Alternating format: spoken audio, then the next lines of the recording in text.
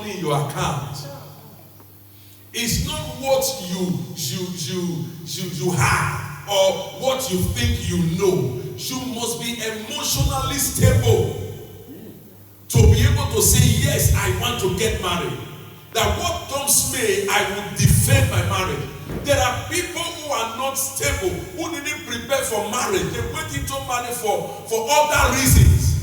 And by the time most of the reasons they went into the marriage are no longer coming through, you see them backing out of the marriage. They are no longer interested in the marriage. And then that one now leads to a lot of problems in the home. So before somebody gets into marriage, the first thing, I'm talking about singles now, because this is the singles and married people. So I'm trying to marry so many things together within the limited time that is available.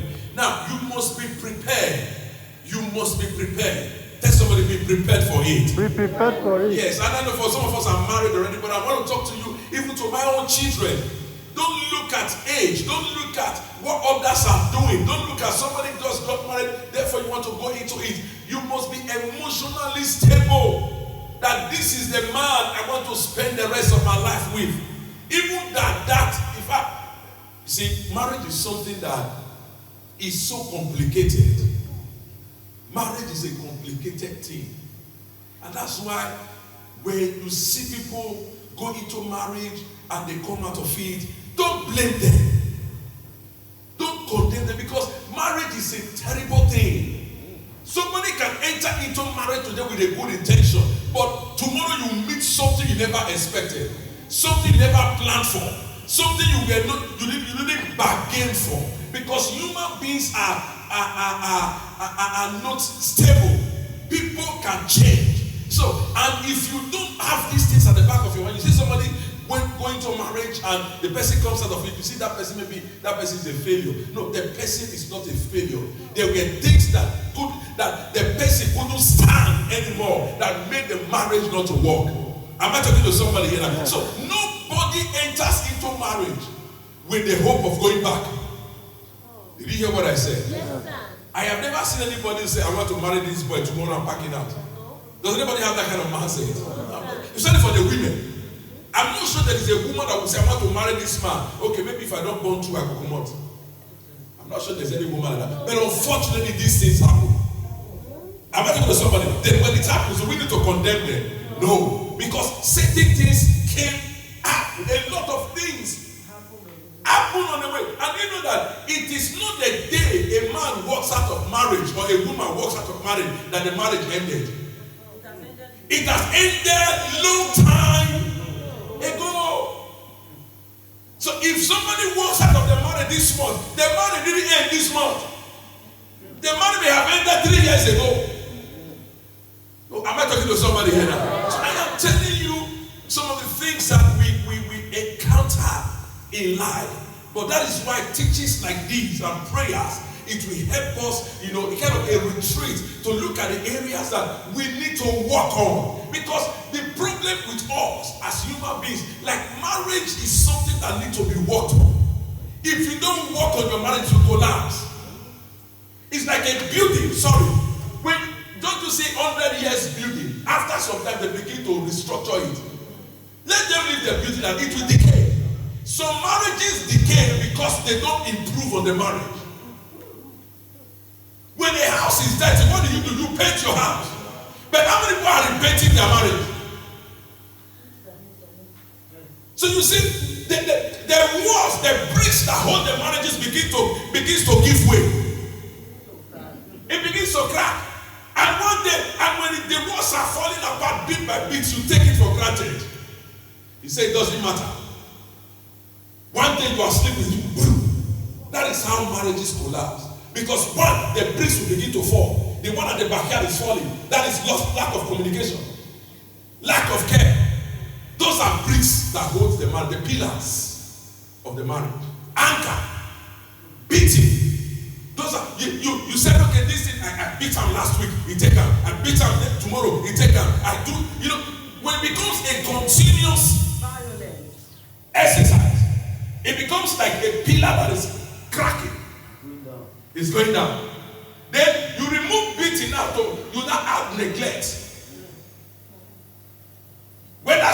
around you or not, you don't care. That's another pillar. That one now begin to crack. It begin to crack. Then, as soon as you now have cheating. I'm talking to somebody now. Then you begin to cheat on that. Even you first of all they do an idol. Now she's sitting in the parlor, you are answering your boyfriend or your girlfriend's call or your woman friend call. That's another pillar. Then one day, one of you will say, I can't take it anymore. What happened? The house has collapsed. But when in the process of all these things, as all these things are happening, then you attended a marriage seminar. You hear this kind of teaching. You go back home and repent that area that is collapsing. That is what sustains marriages. Marriages don't succeed because I have seen marriages that have been, you begin to wonder, marriage of 30 years, they still divorce. Does it not wonder you? Does it not baffle you? 30 years, 25 years, they will say they divorce after 25 years. Amen. May that not be our portion again in Jesus' name.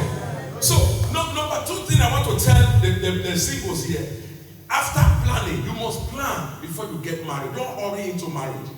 We planned before we went into marriage. We planned. I'm telling you the truth. There was a lot of planning on our part. The number two, decency.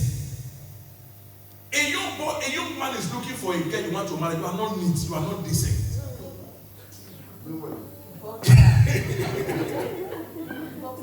And you say you are talking to this girl. She's not a human being. The girl not blind. Am I talking to somebody? Some girls know what they are looking for. Am I talking to somebody here? Then you too, as a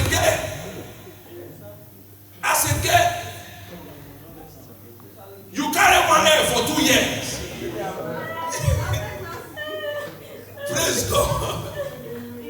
And the boy is sitting down with you every day in the church. He's looking at your hairstyle. He's saying,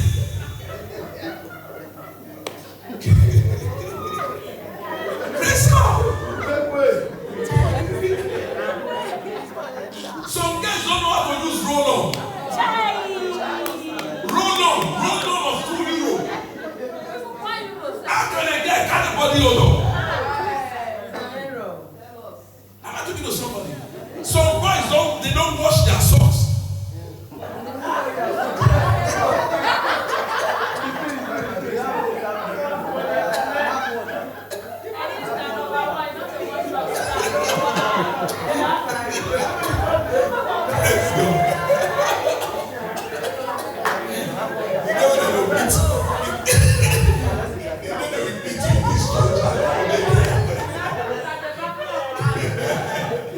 Praise God. We are talking about decency now. Amen. These are some of the things that people look for. Amen. You said, when you are going to do one of those baby, you don't dress well. Amen. You need to look good. Am I talking to somebody here? This is one of the things that affects relationships. The number two, character. 3, character. Some girls don't have character. They can talk anyhow. Even when somebody that is even admiring you is around, you say, I saw this girl, they talk anyhow. No reserve. You don't know when friends are around. You don't know when to talk. You don't know when to hold your peace. And some of you flare up unnecessarily. Uncontrollable anger. These things make people to scare away from you. The way you respond to people, the way you comport yourself, the way you behave yourself, it matters a lot. You are going to your boyfriend's house for the first time. Let's use the word boyfriend is allowed. And then it happens, you are sharp, you are eating chicken, back, crack, book, I said, maybe they are clapping hands. Praise God. This thing matters a lot. And number 4, dealing with fear. Some people are afraid to get married. Tell somebody, don't be afraid. Oh, come on, say, don't be afraid. This is one aspect. There is nothing there when you enter enter with your heart, and God will not fail you. I think God will not fail you. I'm telling you. I've told you before, I didn't have a car when we got married. We didn't have a car. We were not living in a flat when we got married. But when they brought her to my father's, when I married her in year 2000, when they were bringing her to, after the marriage, they would bring her to the house at night. It was my father's house. We were staying. We were going to beat toilet together. We were using bedroom 3 kilometers from the house. Go and bath. After 7, you can't go to bedroom again. Praise God. That's where we are coming from. I'm not talking to somebody. I know some of us, we've experienced this. Our mothers, they didn't have 4 flats before they got married. Yes, but they believed in themselves. That's why when I was telling somebody, I was counseling some people a long time ago. I said, 2 of you, this guy said, I've built my house. I said, 2 of you get out. Then what are you waiting for? You love yourself. For 6 years they've been dating. 6 years. They've been in relationship. 2 of them are blessed. Then why are you? I said, if this guy doesn't marry you this year, know that this guy don't love you. That was the truth too. Me, I'm somebody, I tell you the way it is. Because you can't be dating a girl for 6 years and you don't marry her. You are a 419. Praise God. How can you date somebody for 3 years and you don't get married?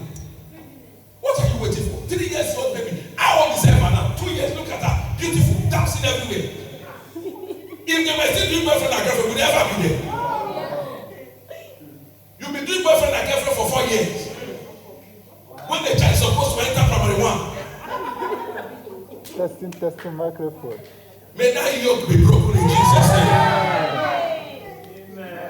One of the reasons is fear. What will people say? What will this one say? Then let them say, but if you marry, they will talk. If you don't marry, they will do what? They will talk. Why not just marry and let them be talking? As they are talking, you are moving. Am I talking to somebody here? Then number 5. I'm stopping on this one now for the singles. Improve on yourself. A single girl. Let not your boyfriend meet as you know you last year and I saw you still there. You become Mount Kilimanjaro, no improvement, no addition. Improve on what? On yourself. No more. Do more. Try to be better. Try to be better. Don't be in one spot for a long time. Let somebody see you that you are making progress. Amen, somebody. In a little way, you are making your own progress. Then the boy will know that, the girl will know that, yes, we have a future, a better future together. That's how it works. Amen. Amen. Then let me come now quickly to the marriage. Marriage can be very beautiful when things are going well. How many of you know that? Marriage is a very beautiful thing when things are going well. And it can become hell on earth when things go bad. No woman wants to experience a marriage that is not working. The same thing with a man. Marriage can be hell on earth when things are not working. Most marriages that collapse was never intended to end the way it ended. I'm telling you, most marriages you see didn't work. It was not intended to be so. The woman might made very well. The man must have made very well. But something happened along the way. And these are some of the things I want to talk about in the next 5 minutes. I have 24 of them, but I will take only 4 today. So that in the next marriage seminar, we'll take it again from there because I will allow us to talk. Let me just quickly deal with this one. Mama dealt with this one so well, which is you stopped communicating to one another. Why does marriage fail? When you stop talking to your husband or your wife, you are killing your marriage. If you and your partner stopped having meaningful communication, this may lead to the downfall of your relationship. There is no cure to it. This is one vital aspect of marriage. When 2 people stay together, they stop talking to one another, it means that we can no longer cooperate. You don't need any person to cause that marriage. It will die natural death. That is why if there be anyone here tonight, I pray that God will revive your home in Jesus' name. Then number 2, living separate lives. I've seen couples living what? Separate lives. It's very unfortunate that most of our men are not here, because they are supposed to hear this. Men are fond of this. They want to live their lives separately outside their wives. That is my thing, it's my business. No. Anything you are doing, let your wife be involved. Let her be involved. Let your family be involved. Amen, somebody. There are people that live a separate life to the extent that the man sleeps in a different bed, the woman sleeps in a different bed. Praise God. And you know, one of the things that men do that also cause most of this problem, especially in Nigeria too. Here, a lot of people can afford it because house rent is expensive. Do you know that people will build house, their wife will have her own room, and the man will have his own room? Amen. How can a woman be sleeping in her own room, in a separate room, and I am sleeping in a different room? Living in a 2 world. Praise God. And so many of us too, men, when we are angry, we go and sleep in the parlor. Some people sleep on the floor. You are injuring yourself. Bed you bought with your money. Who is a fool buy food? Just like Mama said, you don't eat the food your wife cook. Who brought the money? So I will bring money to cook because my wife offended me. I will eat my own money. I never born in. I don't know kitchen. If it comes to that, amen, somebody. Or you will leave where I'm going to be eating McDonald's outside. Does it make sense? Amen, somebody. Amen. Then, lack of emotional connection. What is emotional connection? It doesn't mean when somebody is around you. Even when the person is not there, you have that person's feeling. 2 of you must be connected emotionally. And even if your wife is outside, your husband is in Nigeria, is in Cameroon, is in Ghana, is in America, you know that there is a connection. Anytime you picks the phone, you want to talk to one another, there is joy. Not when there is an emotional disconnection, when somebody is calling like the person is offending you. Amen, somebody. Because there is no emotional connection. Lack of emotional connection brings down every marriage. And this is one of the things that causes marriages. I'm telling you the truth. Do you wonder why pastors' marriages collapse? These are the things. Amen. A lot of things. I'm telling you, pastors can preach to people. They can tell people about marriage, but most of their marriages are sick. Sick. I'm telling you the truth. Disrespect. Ongoing disrespect will eventually destroy even the strongest of union. There are people who don't know how to respect their spouse. Your spouse means your husband or your wife. You can insult your husband whether anybody is there or not. You don't care. Even in the presence of your children or the family members or his friends. The same thing with the man. There are some men that use insult to call their wives. Amen. But I pray that all of us will change in Jesus' name. Amen. Somebody say amen. Amen. Then number 5, being abusive. What is abusive? I'm not talking about insults now. Abusive. What is abusive? You abuse your wife emotionally. I once dealt with a case that even a man will have to be raping his wife to sleep with her. That's abuse. Amen. Before it gets to that level, why not deal with it? That's what we're talking about.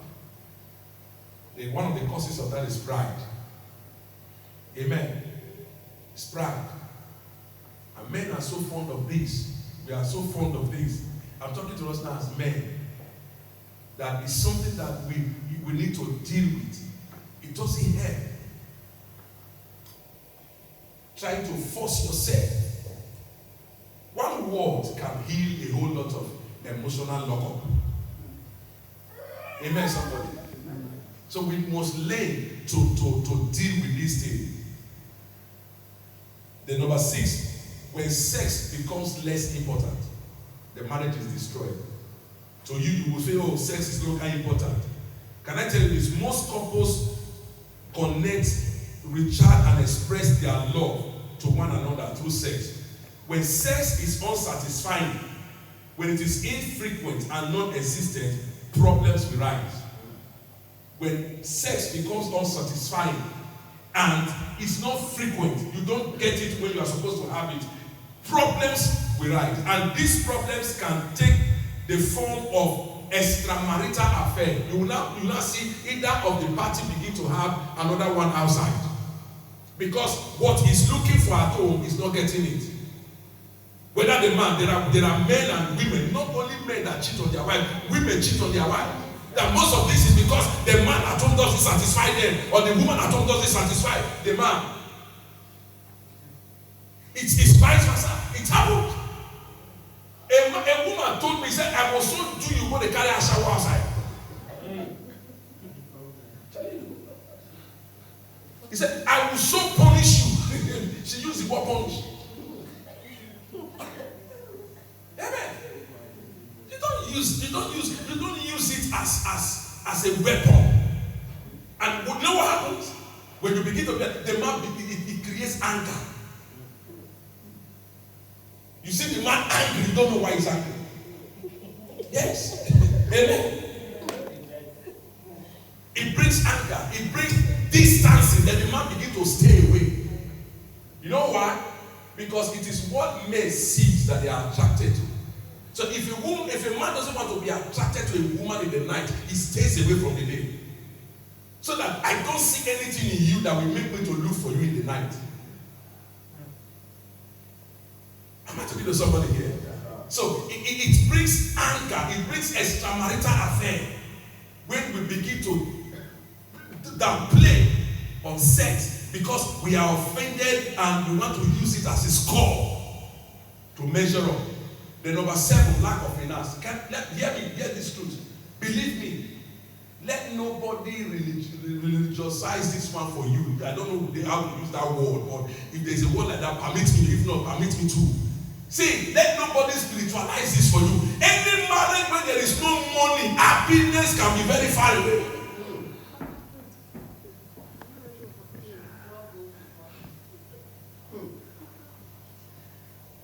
I love you, money not the pocket. It's not going to last. Don't be deceived. It takes money to keep a healthy marriage and a healthy relationship. Can you say I love you 24 years? There is nothing to write home about. What are we loving? Praise God. We can't pay children's school fees. We can't put food at home. We can't live a good life. We are loving. Tell somebody, wake up and make some money. Yeah. It takes money to keep a man to make your home work, and that is why both the man and the woman must be serious, must ensure that there is money in the house. There must be money. There must not be, at least if not for anything, the basic needs of home of the house should be there. How will your children be happy when there is no food to eat? Does it not take money to put food on the table? You say, I just love now, yet there's no food. What kind of love do you have for them? So every man must strive to put food on the table. And the woman must try to complement what the husband is doing. So that there can be happiness at home. You are married for 10 years, you never go to a restaurant to go and eat together.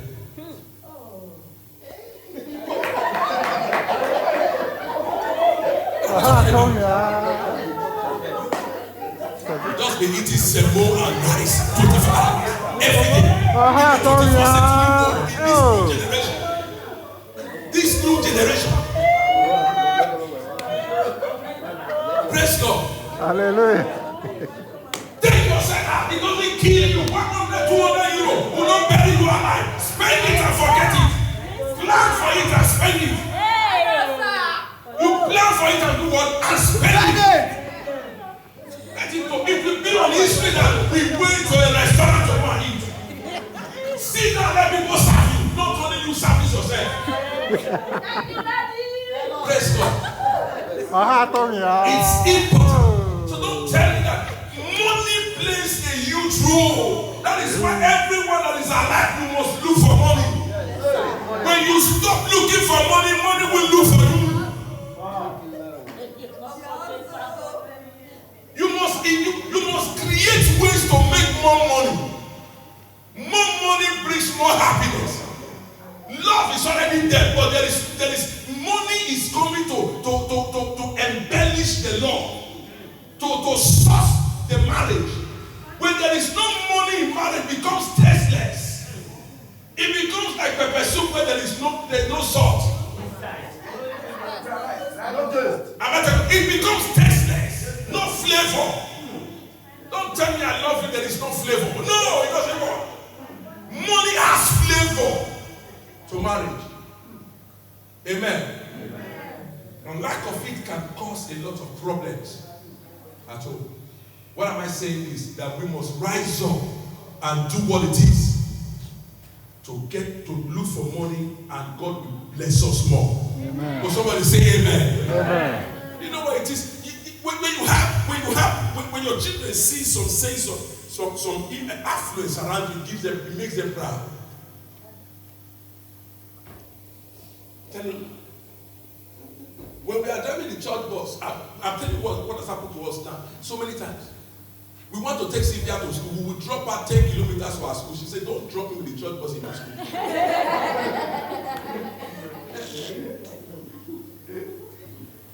Amen. Because of her last week, my jeep got spoiled. She has been complaining, only church bus with the hater. I said, okay, let me park the church bus and carry the jeep. I didn't know that the jeep was having little problem. As I can't be hit, it did not climb. I don't talk to her and say, you see this girl, now you're wahala. Because when they sit in a car like that, it gives them confidence that this is my father's car. You don't know how it affects them. That's why I will tell you, my friend just bought a television in their house. But when are you buying that kind of television? Then you tell them, don't worry, hunchback, they there. Am I talking to somebody here? Let them feel it around them. You may not be able to provide everything, but let them have a sense of it. And let them see you making effort. Am I talking to somebody here? It's very, very important. It gives them an aura of security in the midst of their friends. So don't tell me money, Lord, I love you, money. No, we need money in the home. It's important. Tell somebody, be useful. Oh, tell somebody, be useful. Be useful. We have to be useful. Amen. For example, I can tell you, I don't even know when last, apart from once in a while, I say, okay, let's go and change our clothes today. How my children wear pants, I don't know. That is mama's responsibility. The pants, the hair, whatever they wear, she takes care of that. So don't just say your husband will buy pants, will buy Maggi, will buy. What are you doing? Are you dying? Are you dead? Are you dying? Amen. Are you saying? It's the problem. Get up and do something with your hand, with your talent. Do something. Tell somebody, do something. There should be money in your home. There should be money in your home. These things are important. So don't tell me my husband. Forget your husband. You must be useful. Tell somebody, be useful. Be useful. When they are plating here, and I don't think they don't even care to ask me because they know where to go. Socks, shoe. No, forget that area. I have my own. It has to be like that, not one way. It has to be like that. It has to be like that. This makes happiness. When you see two people smiling, you know that there is something that is working in their midst. Yes. Something is making them to be like that. It's not magic. Amen. Amen. Number 8, holding grudges for a long time. Some people, Mama said, unforgiveness. You hold grudges. Some people know how to write date of offense. The sun was shining that day. Rain fell in the afternoon and it stopped around 4. So, you get very blunt. Even we have a scarf joiner. Just the same time last year you do this thing. I mark am down. Praise God. Does it help anything? No, it doesn't change the situation. You're only wounding yourself. That's what the Bible says. Love is patient. Love does not hold grudges. You saw it in 1 Corinthians chapter 13. It doesn't hold grudges. It doesn't hold anything against anybody. So when I see people say, they offend me, no, let them go. Can I tell you the truth? People will always offend you in life. Yes. Am I talking to somebody here? Leave them alone and enjoy yourself. Don't keep anybody in your mind. If they are for you, they will be for you. If they are not for you, there is nothing you can do to bring them back. I'm talking about relationship. I'm talking about church. I'm talking about even in our families. I've seen families that brothers and sisters, they don't talk. Will you kill yourself? No. Does that mean you won't enjoy your life? Enjoy your life. And move on. Praise God. Hallelujah. I said praise God. Hallelujah. Bitterness and unforgiveness. Then pretense and keeping secrets. Mama also spoke about that. Do you know there are some men that are married to people here in this country 8 years, 6 years, but they are still keeping secrets?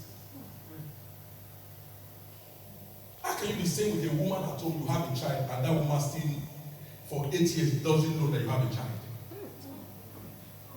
But don't you think one day that this thing will be exposed? Or you are married to another woman in Africa, the one here you say you are not married. The day the thing will blow, you are in soup. Amen. The other day in Ferrara, there's a boy that used to talk about church. The elder brother, the wife poisoned the man and died.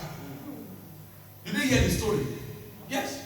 A Nigerian woman poisoned a Nigerian man. The woman brought the guy to Europe, and the man refused to tell this woman that he has 3 kids with another woman in Nigeria. Still keeping the woman in his house. They did the woman who cooked soup and put poison. The guy died. This boy that gave birth here was the first boy that the wife gave birth in Ferrara. Brother Happy, I remember. The elder brother I'm talking about.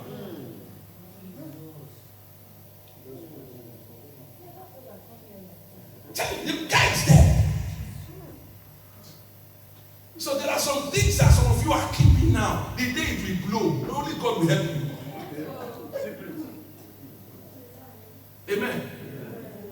So when you come now, any boy that wants to marry you will marry you for who you are. Stop lying. Tell somebody, don't lie. Tell you the relationship you know you are going to keep for a long time. Amen. Amen. That is the way it is. These things destroys marriages. And some of you are very good at keeping old love letters. How do you explain it if your boyfriend, if your husband has sees it? If every man once had a relationship, if you are out of a relationship, be out of it forever. Am I talking to somebody? Be out of it for what? Forever. Then unhealthy comparison. You compare yourself. You're married with another person's marriage. You know, see Sister Vino and the husband. Then they culture that your husband they carry the key, you put her for front. You'll be too lazy, you know they carry. Like your name is you know. Amen, somebody. Oh yeah, no, not about. You don't see and your husband they push, they carry Carello, they go, you know they carry. You not get sense. Praise God. Amen. Amen. When you get to somebody's house, you see the husband cleaning the floor. Hey, you are lucky. My own, if people that they die, not will help me. Praise the Lord. Those are unhealthy words, comparison. If you want your husband to help you, there are ways you do it. If an even a normal man supposed to help the wife.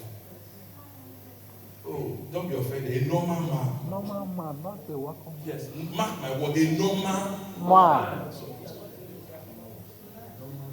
Yes, you know, because women can't do everything. Every one of us at one point in time, I iron my mom's clothes every Sunday when we come to church. Does it take anything from me? I do the ironing. Amen. I play my role. I don't cook, but she cook. Amen. she knows that I'm not very good at that area. When it comes to my coffee, I'll be angry. Amen. Because but we must be able. So don't go to another pastor's house in the kitchen. Now begin to say, Daddy, you don't see that pastor the help you. I go first and say, not talk like that again. Because what the other guy is good at, I may not be good at it. Yeah. What I am good at, he may not be good at it. Yeah. So we must avoid unnecessary comparison. Because there is no one married to measure saying, I saw my marriage will be. No. Am I talking to somebody? Yeah. Clap your hands for Jesus.